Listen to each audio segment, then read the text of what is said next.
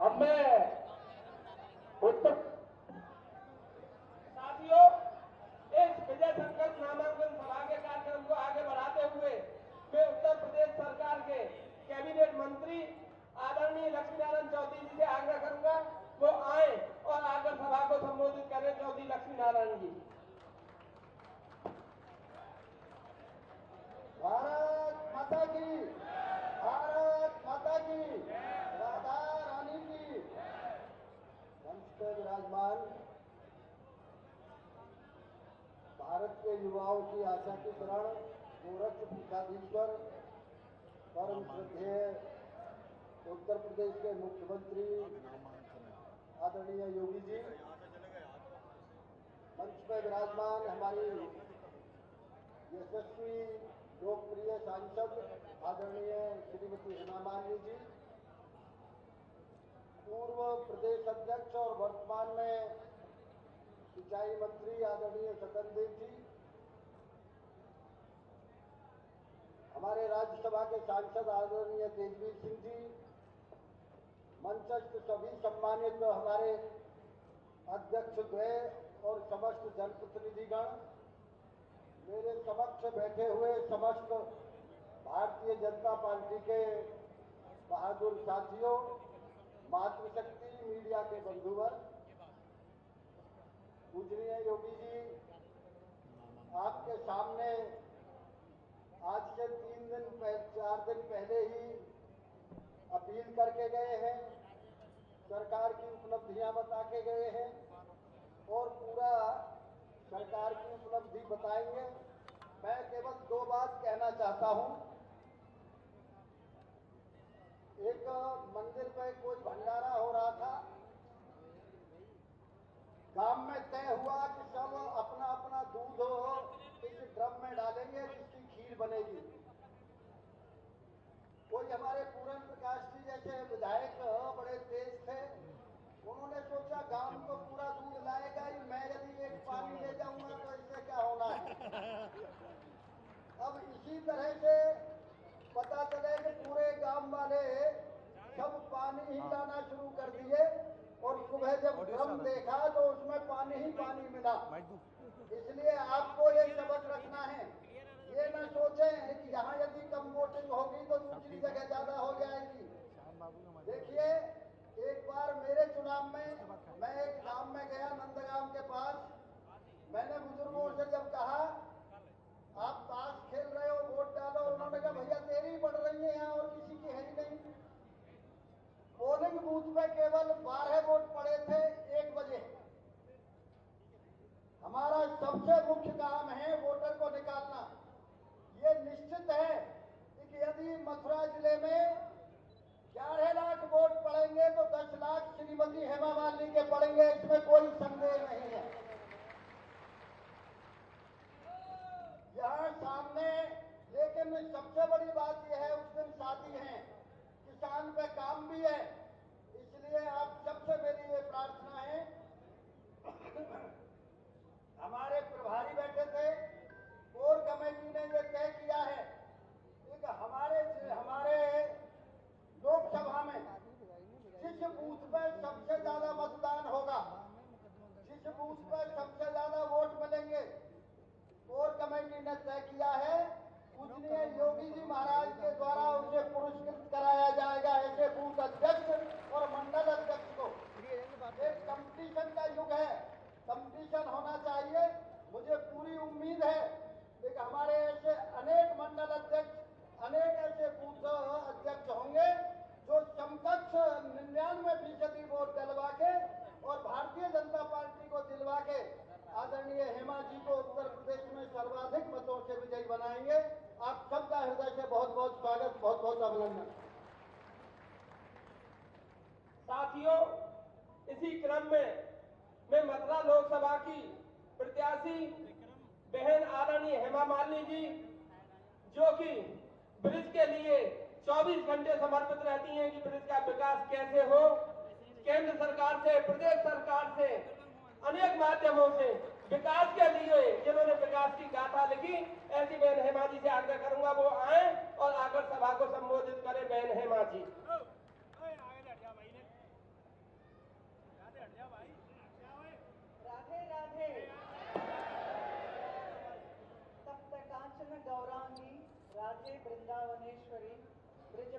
वासुते देवी प्रणमामि हरिप्रिये।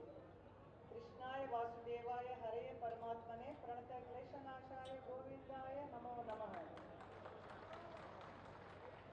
आज के इस नामांकन सभा में मंच पर विराजमान हमारे यशस्वी मुख्यमंत्री श्री योगी आदित्यनाथ जी, आपका स्वागत करती हूँ और आपका मैं बहुत बहुत धन्यवाद करती हूँ। आज का दिन मेरे लिए बहुत ही महत्व है। नामांकन के दिन आप आए हैं इस जनसभा में शामिल होने के लिए।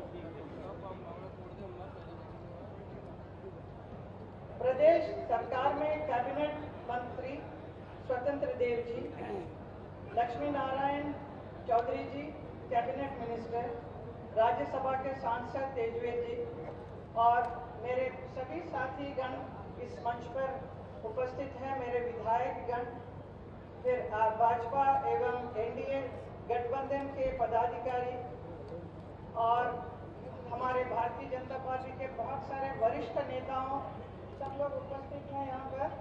मैं सबका नाम लेंगे तो बहुत टाइम लगेगा। मैं उन सबको बहुत आदर करती हूँ। I respect you all and then I am so happy आप लोग यहाँ पर उपस्थित हैं मेरे लिए। और देवतुल्य कार्य करता हो, आप लोग दिन भर बहुत मेहनत करते हैं आप सब। और यहाँ के संत जनों, ये पूरा मथुरा वृंदावन ये साधु संतों का देश है। और यहाँ पर उपस्थित मेरे प्यारे ब्रजवासियों, आप सबको प्रणाम। आज का दिन मेरे लिए बहुत ही खास है। मुझे तीसरी बार नामांकन करने का अवसर राधा रानी और भगवान श्री कृष्ण ने प्रदान किया है।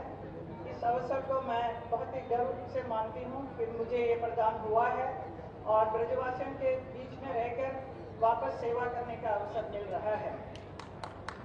इसके लिए मैं हमारे प्रधानमंत्री नरेंद्र मोदी जी, गृह मंत्री अमित शाह जी और हमारे राष्ट्र अध्यक्ष नड्डा जी और हमारे योगी जी को बहुत बहुत धन्यवाद करती हूँ क्योंकि उन्होंने मुझे इस काबिल समझा और तीसरी बार मुझे आपके साथ रहने का अवसर मिला है। अभी मैं नामांकन कर ही यहाँ पर आई हूँ।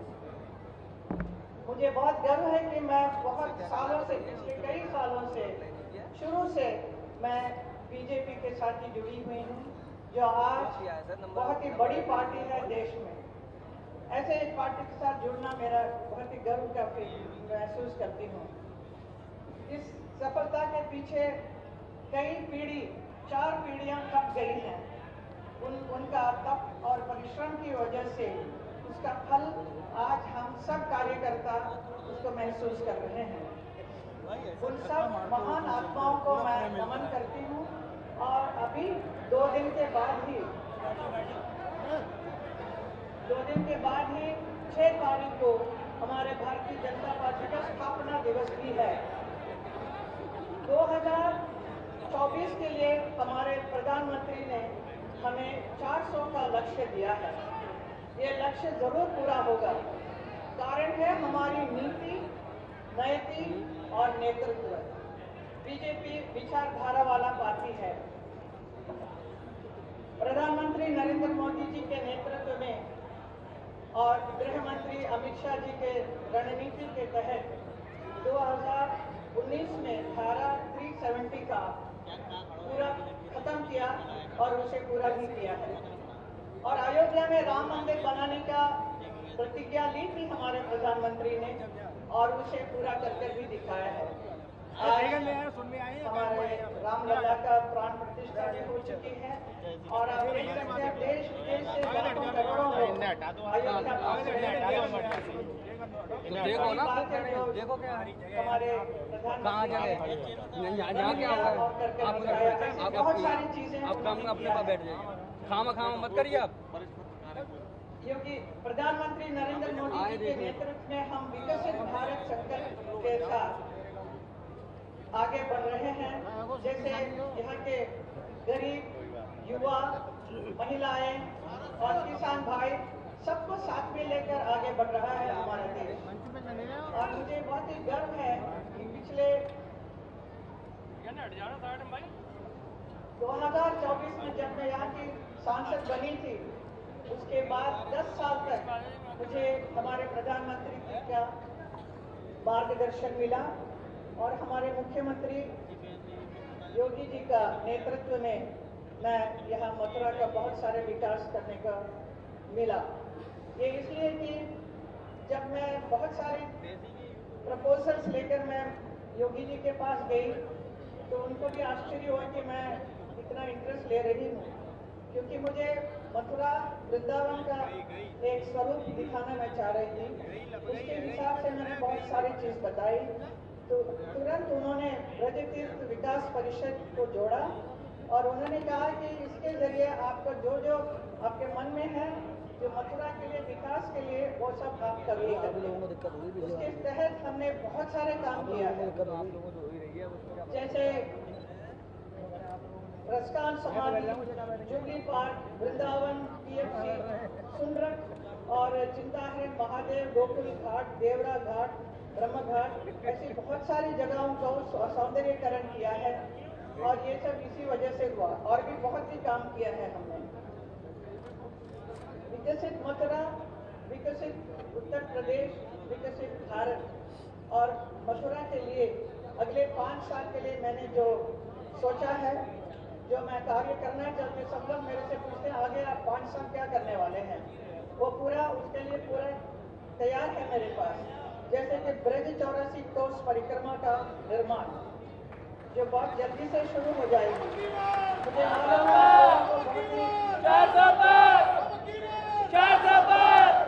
मथुरा गोवर्धन रिंग रोड का निर्माण कार्य और मथुरा से वृंदावन रेल मार्ग निर्माण कार्य बाद में अवश्य हुआ तो उसमें मेट्रो का भी कार्य शुरू हो जाएगा। सांस्कृतिक उत्थान के लिए जनपद में कला एवं संस्कृति क्षेत्र में युवाओं को प्रशिक्षण हेतु राष्ट्रीय स्तर के वर्कशॉप की स्थापना का भी कार्य हो रहा है। नॉर्थ ईस्ट रेलवे के अंतर्गत मथुरा कासगंज रेलवे लाइन का दोहरीकरण का कार्य, नॉर्थ ईस्ट रेलवे के अंतर्गत मथुरा बरेली रेलवे लाइन को अलीगढ़ से जोड़ने का काम, ये बहुत ही आवश्यक है। मुझे बहुत सारे लोग आकर मेरे से कहते हैं, इसके लिए ये सब कार्य हमने किया है। और सबसे पहले मैं ये कहूँगी कि यमुना का शुद्धिकरण, यमुना का माइक भी लगा दे ऊपर।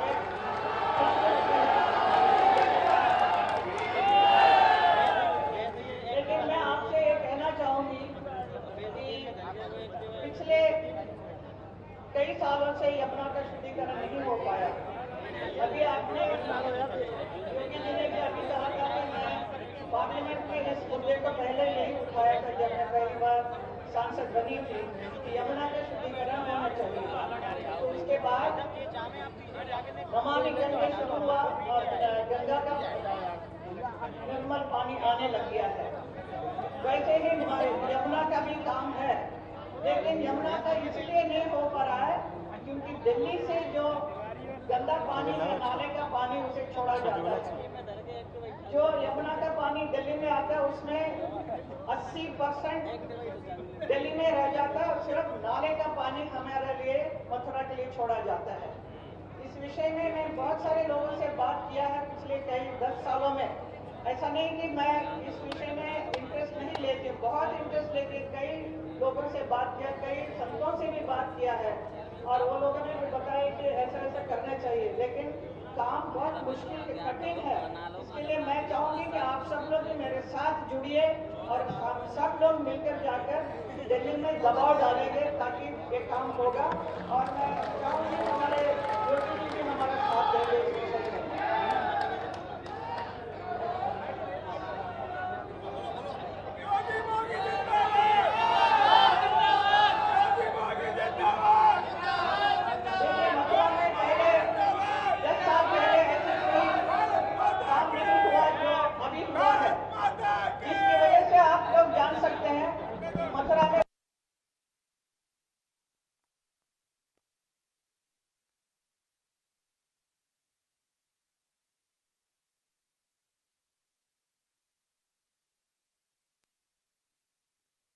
की वजह से और सारे प्रमुख स्थान तीर्थ घोषित हो गया है।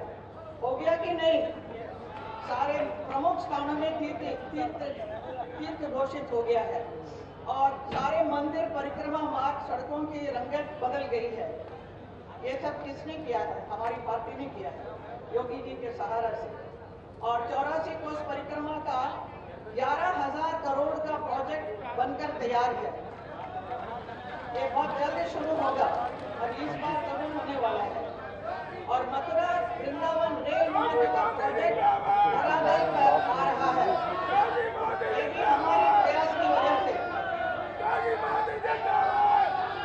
यमुना जी में बहुत जल्द क्रूज भी चलेगा और होली महोत्सव, उत्सव, ऐसे बहुत सारे कार्यक्रम होता है जिसकी वजह से देश विदेश से लोग आते हैं इस कार्यक्रम को देखने के लिए। इसके अलावा बहुत बड़ा 2 थिएटर्स भी बने हैं। ये सब कुछ हम लोगों के प्रयास से हो रहा है।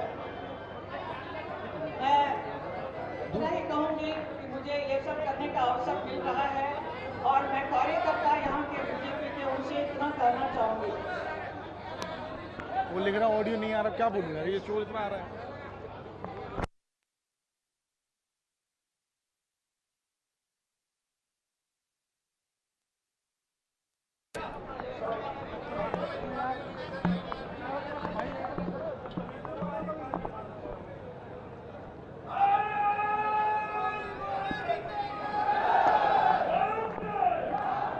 प्रधानमंत्री नरेंद्र मोदी जी के नेतृत्व में 400 पार करने का रिकॉर्ड बनाना है हम सबको। हमारे कार्यकर्ताओं भाइयों से मैं ये कहना चाहती हूँ कि ये हम जरूर हासिल करेंगे। मथुरा सहित यूपी का 80 का 80 सीट हमें मिलेगी। इसके लिए हम सबको बहुत मेहनत तो करनी पड़ेगी। योगी जी मोदी जी के झोली में हम जरूर इस 80 का 80 हम डालेंगे उनको। मथुरा के सभी कार्यकर्ताओं को जीत के अंतर को बढ़ाने की अपनी जिम्मेदारी को बखूबी निभाना होगा। आप लोगों को हमें विकसित मथुरा के संकल्प के साथ अगले 5 वर्ष का काम करना है। आज हमारी ताकत दुगनी हो गई है। ऑलरेडी हमारे साथ है, जयंत चौधरी भी हमारे साथ है। इसकी वजह से हमारा बहुत ही सहयोग मिलेगी और कार्यकर्ताओं को सुनिश्चित करना है कि बूथ पर कोई नव मतदाता, बुजुर्ग कार्यकर्ता और लाभार्थी मतदान से वंचित न रह जाए।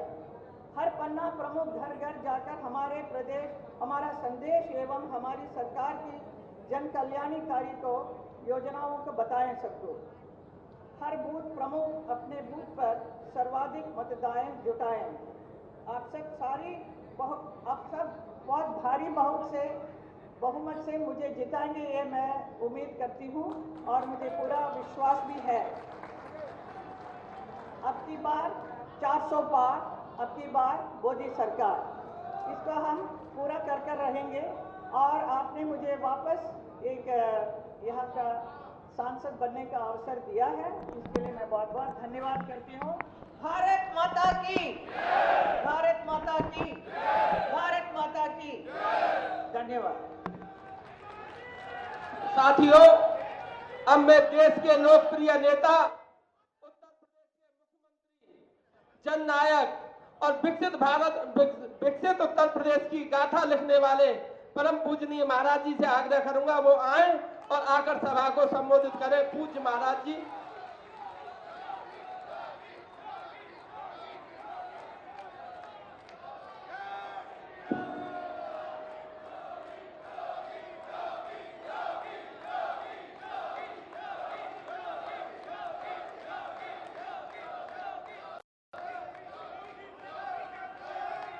राधे राधे, राधे राधे राधे। वृंदावन बिहारी लाल की, कृष्ण कन्हैया की, यमुना मैया की, गौ मैया की, भारत माता की, भारत माता की, भारत माता की। जय श्री राम, जय जय श्री राम।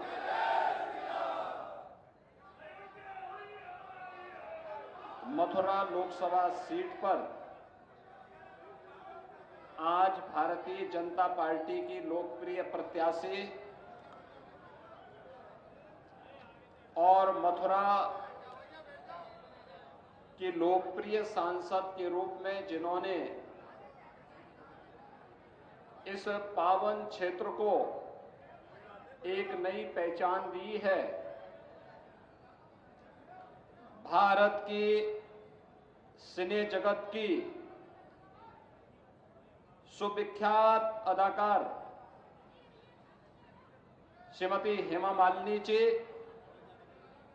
आज उन्होंने नामांकन किया है इस प्रतिष्ठित लोकसभा सीट पर।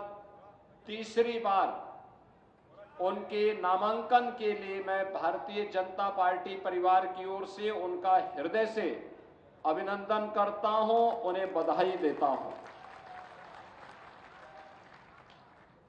आज के इस कार्यक्रम में मंच पर उपस्थित उत्तर प्रदेश सरकार में मेरे सहयोगी मंत्रीगण, उत्तर प्रदेश भारतीय जनता पार्टी के पूर्व अध्यक्ष श्री स्वतंत्र देव सिंह जी, उत्तर प्रदेश सरकार के ही मंत्री चौधरी लक्ष्मी नारायण जी,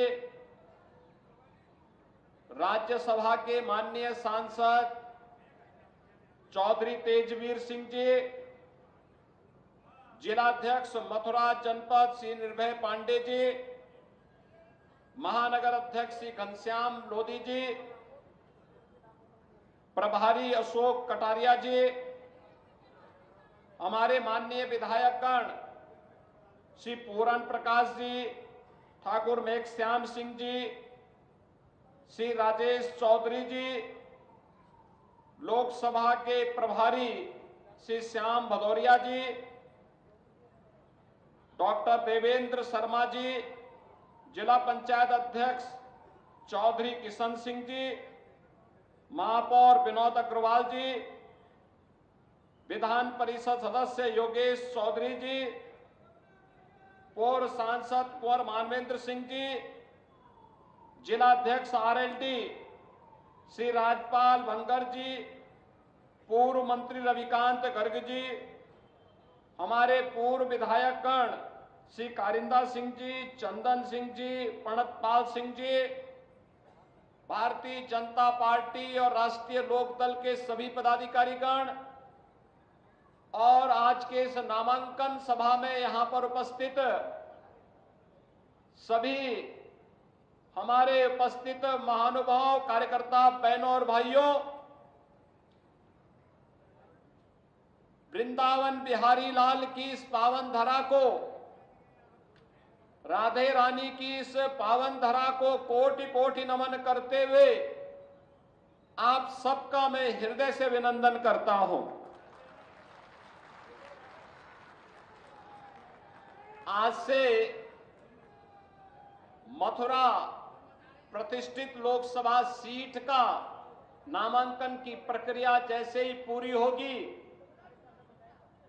तो फिर जनता जनार्दन की अदालत में, लोकतंत्र के इस पूरे पवित्र पर्व में हर राजनीतिक दल का प्रत्याशी अपना भाग्य आजमाने के लिए यहां पर आएगा।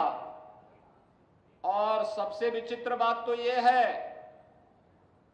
कि तीसरी बार जब हेमा मालिनी जी यहां पे प्रत्याशी बनी है तो किसी भी अन्य दल के पास प्रत्याशी ढूंढे हुए नहीं मिल रहा है। उधार में प्रत्याशी ला रहे हैं और उन लोगों को उधार में भी प्रत्याशी नहीं मिल पा रहे हैं तो कांग्रेस के नेता अपना आपा खो चुके हैं।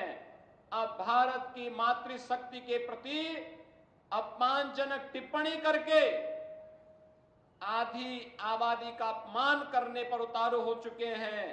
लेकिन इन कांग्रेसियों को और इंडी गठबंधन के लोगों को इस बात की जानकारी होनी चाहिए, ये राधे रानी की भूमि है, यमुना मैया की कृपा इस भूमि पर है अगर आधी आबादी का अपमान करोगे तो आधी आबादी ही नहीं बल्कि पूरा भारतवर्ष उन्हें ऐसा सबक सिखाएगा कि आगे से वे राजनीति करने लायक नहीं बच पाएंगे।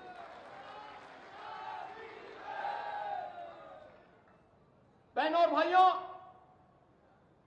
लोकतंत्र में अभिव्यक्ति की स्वतंत्रता है, लेकिन इसका मतलब यह नहीं कि व्यक्तिगत टिप्पणी करके हम अनावश्यक रूप से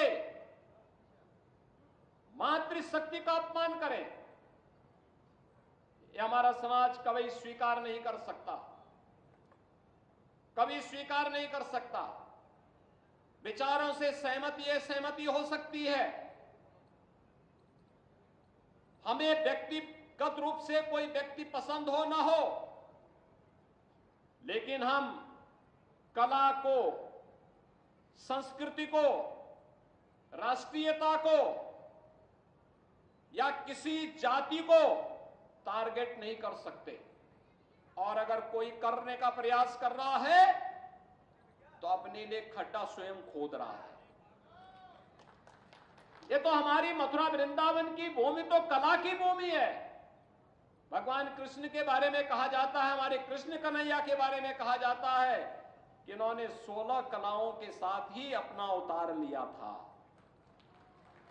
जब 16 कलाओं के साथ, संपूर्ण कलाओं के साथ अवतार लिया था, तो कला का सम्मान करने का इससे अच्छी भूमि दूसरी कौन हो सकती है। और इसीलिए भारत की सिने जगत की सबसे सुविख्यात अदाकार के रूप में, जिन्होंने अपनी कला और अपनी प्रतिभा के माध्यम से भारत की परंपरा को, भारत की संस्कृति को, भारत के सिने जगत को, भारत की परंपरा और संस्कृति की कला को वैश्विक मंच पर स्थापित करने में अपना पूरा जीवन लगा दिया हो, और जिसके मंचन को देखने के लिए आज भी लाखों लाख लोग जुड़ते हैं, चाहे वे गंगा की प्रस्तुति हो, चाहे वह मीराबाई की प्रस्तुति हो, चाहे वह मां दुर्गा की प्रस्तुति हो। उस कला का सम्मान कौन भारतीय नहीं करेगा, कौन भारतीय नहीं करेगा। और यह भी अगर कांग्रेसियों को बुरा लगता है तब तो उनको भगवान भी अब बचा पाएगा कि नहीं बचा पाएगा, ये मुझे स्वयं उन पे संदेह होता है।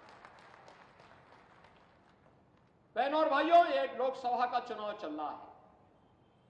पहले चरण के नामांकन की प्रक्रिया पूरी होने के बाद आज दूसरे चरण के नामांकन की प्रक्रिया भी पूरी होने जा रही है।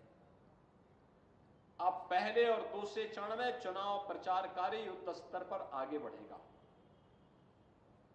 मैं भी कुछ दिन पहले यहां आया था, मैंने विकास की चर्चा भी की, संस्कृति की चर्चा भी की, देश के अंदर क्या माहौल है इसकी चर्चा भी की। मैं कल आगरा में था, सायंकाल वाराणसी गया और आज फिर मथुरा में फिर आपके बीच में यहां पर आया हूं। तो उत्तर में चाहे वह सहारनपुर बिजनौर हो या वाराणसी बलिया, चारों ओर जाकर के हम ही लोग बता सकते हैं ना कि वास्तव में माहौल कैसा है और जनता जनार्दन क्या चाहती है।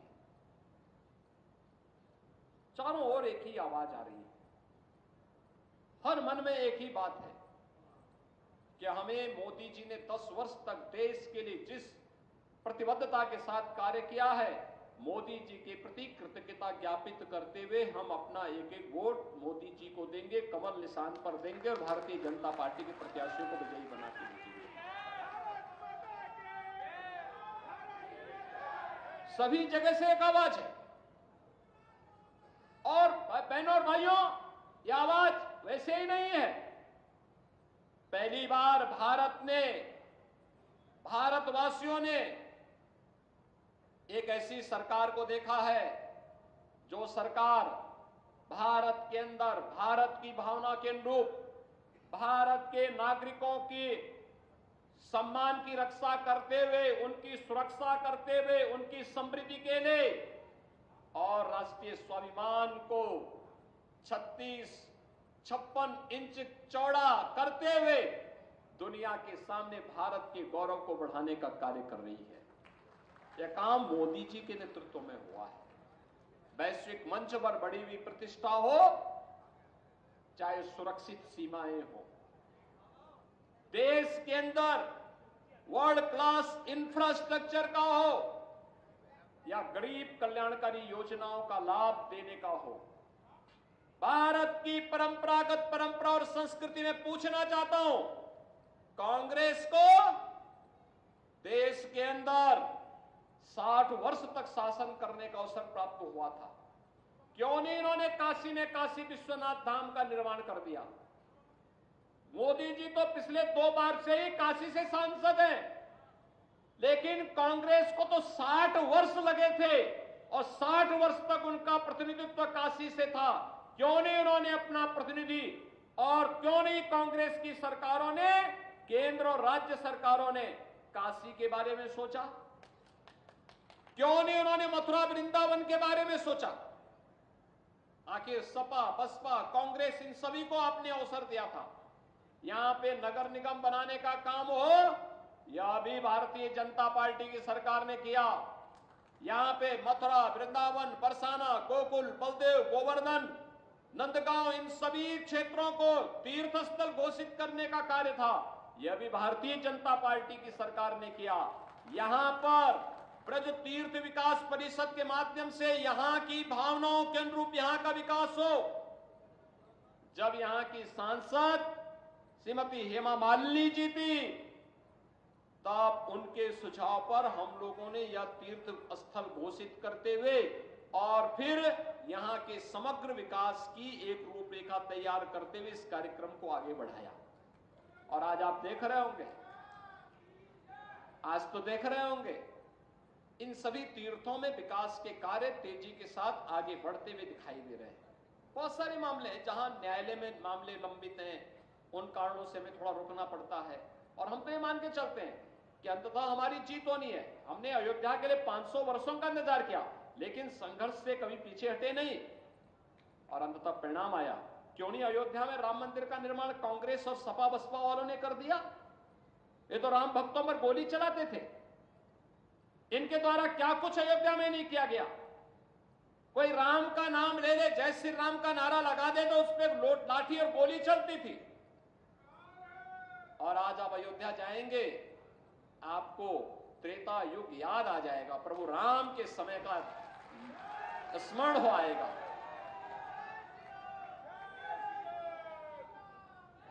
हेमा मालिनी जी तो अयोध्या गई थी, उन्होंने प्रभु राम के सामने मंचन किया और वे स्वयं अभिभूत थी वहां देख करके कि अयोध्या पहले पतली गलियां थी, कुंज गलियां थी, मथुरा वृंदावन की तरह ही कुंज गलियां थी। और आज आप जाके देखिए 4 लेन और 6 लेन आपको दिखाई देगा वहां पूरा। हर व्यक्ति खुश है, व्यापारी खुश है, वहां का नागरिक खुश है, होटल संचालक खुश हैं, रेस्टोरेंट संचालक खुश है, फूल पत्ती बेचने वाला खुश है, टैक्सी चालक खुश है, नाविक खुश है।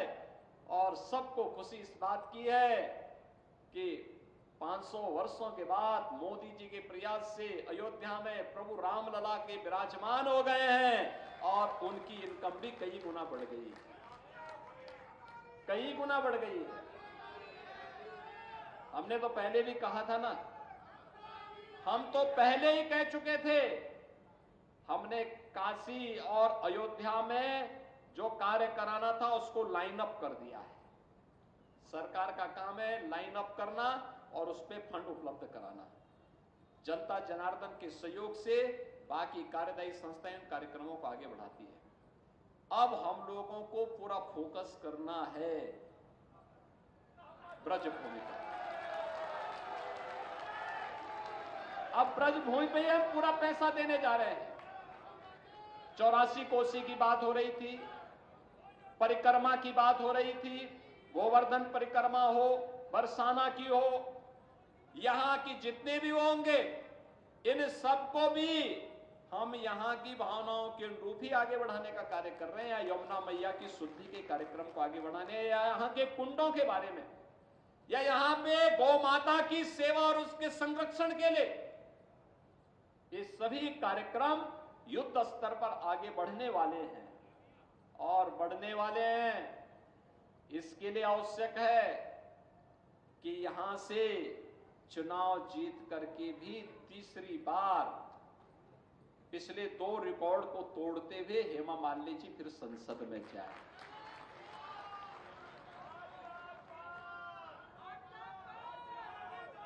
और यहां का संदेश देखो, अयोध्या, मथुरा और काशी में सबसे पहले चुनाव मथुरा में हो रहा है, तो संदेश यहीं से जाना चाहिए। यहां का संदेश स्पष्ट होना चाहिए पूरे उत्तर प्रदेश के लिए कि अयोध्या में रामलला का विराजमान हो गया है, काशी का काम भी हो गया है। अब मथुरा जो इंतजार कर रहा था, मथुरा वृंदावन के विकास के कार्यक्रमों को आगे बढ़ाने के लिए तीसरी बार हेमा जी को फिर से यहां से प्रचंड बहुमत से विजयी बनाने के लिए एक एक कार्यकर्ता लगेगा। भाजपा राष्ट्रीय लोक दल का एक एक कार्यकर्ता लगेगा और भारी बहुमत से विजयी बनाने के लिए हम लोग कार्य करेंगे। बहनों और भाइयों, आज प्रधानमंत्री मोदी जी ने विकसित भारत की जिस संकल्पना को देशवासियों के सामने रखा है, उस विकसित भारत के लिए विकसित उत्तर प्रदेश आवश्यक है और विकसित उत्तर प्रदेश के लिए विकसित मथुरा भी आवश्यक है। हमारे पास जो संभावना होगी हम उसी में विकास कराएंगे, जो संभावना होगी उसमें हम विकास कराएंगे। जो क्षेत्र हमारे लिए सबसे सरल होगा, सबसे आसान होगा, उसमें हम कार्य करेंगे। हमारे पास सबसे अच्छा है स्पिरिचुअल टूरिज्म का, हम उसको विकसित करेंगे। यमुना मैया में इसकी शुद्धि के साथ साथ जो कुछ भी अन्य कार्य करने होंगे हम लोग करेंगे। यमुना मैया की तो साक्षात कृपा हम पर बरसती है। आपने पिछली बार वैष्णो कुंभ को देखा होगा, कितना शानदार तरीके से हुआ था। कुंभ का आयोजन से लेकर के कार्यक्रम के समारोह तक, पूर्णाहुति तक कोई विघ्न बाधा नहीं। और जैसे कुंभ की पूर्णाहुति होती है उसके बाद पूरे देश के अंदर कोरोना महामारी की चपेट में कैसे देश आया था, उस समय कितना वो लग रहा था हम लोग। आप सोचो अगर यहां पे कुंभ के दौरान होता क्या स्थिति होती। लेकिन हम सब सौभाग्यशाली हैं कि यमुना मैया की कृपा थी, राधे रानी की कृपा थी, कृष्ण कन्हैया की कृपा थी कि ये सारे कार्यक्रम हमारे सकुशल संपन्न हुए और हम इन सभी कार्यक्रमों को आगे बढ़ा पाए। और इसीलिए यहां के विकास के लिए कहा जाता है कि जितना कुछ कर लें वह कम होगा। और यहां की पहचान को इसलिए हमने कभी रंगोत्सव के रूप में, कभी कृष्णोत्सव के रूप में इन कार्यक्रमों को आगे बढ़ाने का काम किया। आज यहां अच्छे ऑडिटोरियम बन रहे हैं, अच्छा बस स्टैंड बना है, एयर ओपन थिएटर बन रहे हैं। आज यहां पे परिक्रमा के मार्गों के पुनरुद्धार की बात होती है। आज यहां पर यहां के काशी विश्वनाथ धाम की तर्ज पर यहां पे मंदिरों के पुनरुद्धार के कार्यक्रमों को भी आगे बढ़ाने की चर्चा होती है। नमामि गंगे परियोजना के तर्ज पर यमुना मैया को भी शुद्धिकरण से जोड़ने के कार्यक्रम को आगे बढ़ाने की चर्चा होती है। बहनों और भाइयों, ये चर्चा इस बात की शुरुआत है, हमने अच्छी शुरुआत की है। ये चर्चा इस बात को बताता है हमारी शुरुआत अच्छी हुई है तो इसका रिजल्ट भी अच्छा आने वाला है। और अच्छे परिणाम के लिए अच्छी सरकार आवश्यक है, अच्छे प्रतिनिधि आवश्यक है, रुचि लेने वाले प्रतिनिधि आवश्यक है। और रुचि लेने वाले प्रतिनिधियों में ही मैंने जो आपको कहा, ब्रज तीर्थ विकास परिषद का जब गठन होना था तो उस समय अपने एक लंबे कला जगत के अनुभवों का लाभ श्रीमती हेमा मालिनी जी ने हमारी सरकार को हमें उपलब्ध करवाया था। और कैसे इसका गठन होना है, कैसे कार्यक्रम आगे बढ़ेगा, कैसे हम इस चीज को आगे लेके चल सकते हैं, यहाँ की कला, यहाँ की संस्कृति, यहाँ की परंपरा भी, यहाँ की वो भी संरक्षित रहे लेकिन यहाँ का विकास भी हो, ये सभी कार्यक्रम आगे बढ़ रहे थे। और आज उसी का परिणाम है कि हम इस क्षेत्र के लिए कुछ कर पा रहे हैं, इस क्षेत्र के लिए भी कर रहे हैं। और महामाया के रूप में मां विंध्यवासिनी धाम के कार्यक्रम को भी हमने पुनरुद्धार करके रख दिया। वहां कभी जाइए आप विंध्यवासिनी धाम में, विंध्यवासिनी धाम में कभी जाइए आप।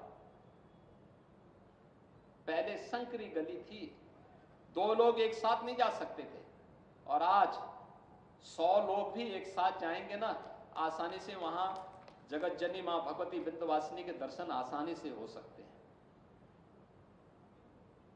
क्या ये काम सपा बसपा और कांग्रेस के लोग करते क्या? क्या काशी विश्वनाथ धाम का काम ये लोग कर पाते क्या? क्या मां विंध्यवासिनी धाम में जो काम हो रहा है, जो काम हुआ है, क्या ये लोग कर पाते क्या? मथुरा, वृंदावन, बरसाना में, ब्रज क्षेत्र में जो कार्य हो रहा है, क्या ये लोग कर पाते क्या? अयोध्या में जो कार्य हुआ है, क्या ये लोग कर पाते क्या? व्यापारी और बेटी को जो सुरक्षा मिली है, क्या ये कांग्रेस, सपा और बसपा के लोग कर पाते क्या? इनकी तो व्यापारी के लिए भी और बेटी के लिए भी इनकी धारणा क्या, इनकी मानसिकता क्या है, इनके भाषणों से आप सुन सकते हैं। जब ये लोग कर ही नहीं सकते, न ये विकास करा सकते, न देश को सुरक्षा दे सकते हैं, न हमारी आस्था का सम्मान ही कर सकते हैं, न गरीब कल्याण ही का काम कर सकते हैं, और न बेटी और व्यापारी को ही सुरक्षा दे सकते हैं, तो देश को इस बोझे को क्या लेकर के चलने की आवश्यकता है क्या? चलने की आवश्यकता है क्या? मैं ये प्रश्न आप मथुरा वासियों से पूछना चाहता हूं, क्या इन लोगों से कोई आप उम्मीद करते हैं क्या? जब उम्मीद नहीं करते हैं तो फिर अपना वोट खराब क्यों करना चाहते हैं? ये वोट, ये जो मतदान देने की हम अपील कर रहे हैं, इस आधार पर कर रहे हैं कि वर्तमान भी हमारा सुरक्षित और उज्जवल रहे, और भविष्य भी उन्नत और उन्नति की नई पराकाष्ठा को प्राप्त करके विकसित भारत की संकल्पना को हम अपनी आंखों से देख सकें, और विकसित भारत की संकल्पना को ही साकार करने के लिए मोदी जी को तीसरा कार्यकाल चाहिए। तीसरे कार्यकाल के प्रथम 3 वर्ष में भारत दुनिया की तीसरी बड़ी अर्थव्यवस्था बनेगा। भारत तीसरी बड़ी अर्थव्यवस्था बनेगा। हर भारत की इनकम कई गुना बढ़ेगी, हर भारतवासी की इनकम बढ़ेगी, इंफ्रास्ट्रक्चर के कार्य और द्रुत गति से आगे बढ़ेंगे। तब हम लोगों को किसी के सामने विकास के बारे में चर्चा करने की आवश्यकता नहीं होगी, स्वतः स्फूर्त भाव के साथ होता हुआ दिखाई देगा, और इसी का आह्वान करने के लिए आज मैं आपके पास आया हूं। मथुरा लोकसभा सीट पर तीसरी बार श्रीमती हेमा मालिनी जी आपके बीच में है। पिछली बार यानी पिछली 2 बार जितने वोटों से आपने जिताया है, इन दोनों को जोड़ करके जितना बनेगा उससे ज्यादा वोटों से जिताने की जिम्मेदारी आपको सौंप रहा हूं। सहमत हैं? सहमत हैं? सभी लोग सहमत हैं? सभी लोग सहमत हैं? दोनों हाथ उठाकर मेरे साथ बोलेंगे फिर, भारत माता की, भारत माता की, भारत माता की, भारत माता की, वंदे वंदे वंदे वंदे।